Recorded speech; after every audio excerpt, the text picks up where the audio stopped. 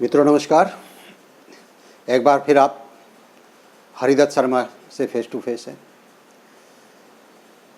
मित्रों आज एक और कहानी के साथ एक मोटिवेशनल स्पीच है।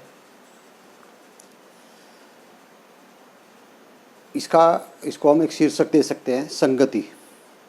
देखिए, संगति किसी भी प्राणी के जीवन में किस तरह से आमूलचूल परिवर्तन ला सकती है, ये इस छोटी सी कहानी के माध्यम से हमें समझ आता है।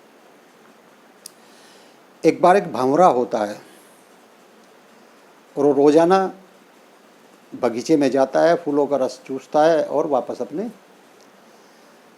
तो रास्ते में जब वो आता जाता है, एक गंदी नाली पड़ती है और उस गंदी नाली में एक कीड़ा रहता है। वो उसको रोज़ देखता है, उसको देखता है और उसके रहन सहन को देख करके उसे उस पर दया आती है। एक दिन वो पूछता है कि भाई, तुम इस गंदी जगह में कैसे रह पाते हो? क्या तुम्हें कोई दिक्कत नहीं होती? क्या तुम्हें कोई पीड़ा नहीं होती? अब वो कीड़ा कहता है, भाई मेरा तो एक घर है, मुझे अपने घर में रहने में कोई दिक्कत क्या क्या क्या पीड़ा। तो एक दिन कहता है वो, चलो तुम्हें मैं एक दिन जन्नत की सैर कराऊंगा। जब वो लौट रहा होता है बाग से, तो बोलता है तुम्हें एक दिन जन्नत की सैर कराऊं मैं? वो बोला चलो, यदि आप ऐसा चाहते हैं तो मैं आपके साथ चल दूँगा। तो उसको प्रॉमिस करके चला जाता है, ठीक है मैं कल आऊँगा और कल मैं आपको एक बहुत सुंदर जगह घुमाने के लिए ले चलूँगा और वो आपके लिए जन्नत से कम नहीं होगी। तो ऐसा कह करके चला जाता है। अगले दिन भंवरा आता है उस कीड़े के पास और उस कीड़े को गंदी नाली से निकाल करके अपने कंधे पर बैठा लेता है और ले चलता है उसको, उड़ चलता है बाग में ले जाने के लिए। जब वो बगीचे में पहुंचता है तो देखता है वास्तव में बहुत सुंदर जगह है।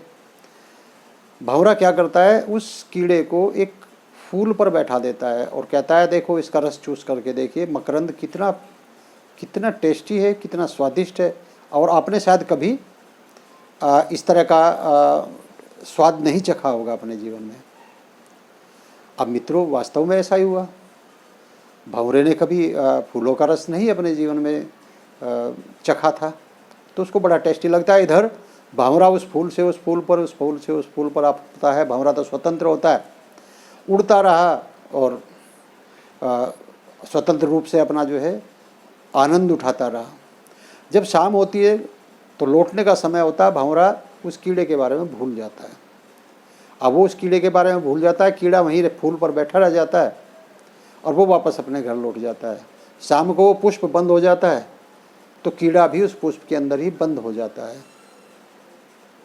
अगले दिन भंवरे के आने से पहले ही माली उन फूलों को तोड़ता है, फूलों को तोड़ करके माला बनाता है ताकि वो मंदिर में भेज दी जाएं। तो वो भंवरा जिस फूल में था वो फूल भी तोड़ करके और उसकी माली ने माला बना दी और वो माला मंदिर में पहुंच जाती है।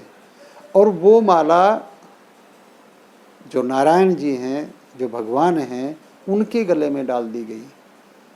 अब कीड़े को बड़ा आश्चर्य होता है कि यार, कहाँ तो मैं नाली में पड़ा रहता था, गंदी जगह में रहता था, और कहाँ आज एक ही प्राणी के संपर्क में आने से, एक प्राणी के संगति में आने से आज मैं भगवान के गले में भगवान को स्पर्श कर पा रहा हूँ। मित्रों, क्या होता है, शाम को वही माला फिर उतार ली जाती है भगवान के गले में से, और उतार करके उसको यमुना में प्रवाहित कर दिया जाता है। अगले दिन फिर सुबह एक नई माला पहनाई जाती है। तो जब शाम को उसको उतार करके यमुना में प्रवाहित किया गया तो कीड़ा फिर से सोचता है, अरे यार, एक प्राणी के संपर्क में आने से, उसकी संगति में आने से, और मुझे इतना सुख प्राप्त हुआ कि मुझे यमुना भी नसीब होगी, क्योंकि मेरा तो निवास कहाँ, गंदी नाली में था। तो मित्रों, यहाँ जो मैं कहना चाह रहा हूँ उसका अर्थ क्या है? मैं कहना यही चाह रहा हूँ कि संगति हमारी जो होती है वो बहुत महत्वपूर्ण होती है। हम इसी तरह के प्राणी के संपर्क में आकर के हमारा जीवन भी पूर्ण रूप से परिवर्तित हो जाता है, जिस तरह से इस कीड़े का जीवन परिवर्तित हुआ है। बस अंतर क्या है? अंतर यह है कि हमें उस व्यक्ति को, उस प्राणी को पहचानना है कि जिसकी संगति में आकर के हमारा जीवन पूर्ण रूप से परिवर्तित हो जाएगा। और मित्रों, ऐसा नहीं है। इस तरह के प्राणी हमारे चारों तरफ होते हैं।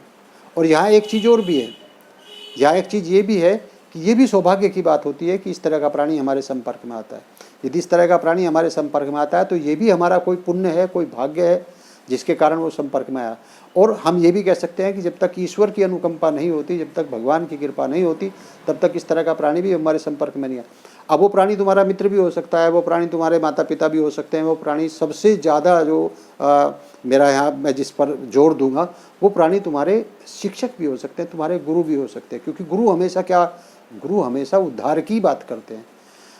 तो मेरा मतलब ये है मित्रों, साथियों, मेरे प्यारे विद्यार्थियों, पहचानिए, यदि इस तरह का आपके चारों तरफ कोई है तो उसको पहचानिए और उसकी संगति में रह करके अपने जीवन को बेहतर और बेहतर बनाइए। धन्यवाद मित्रों, मुझे यही कहना था। जय हिंद, जय भारत।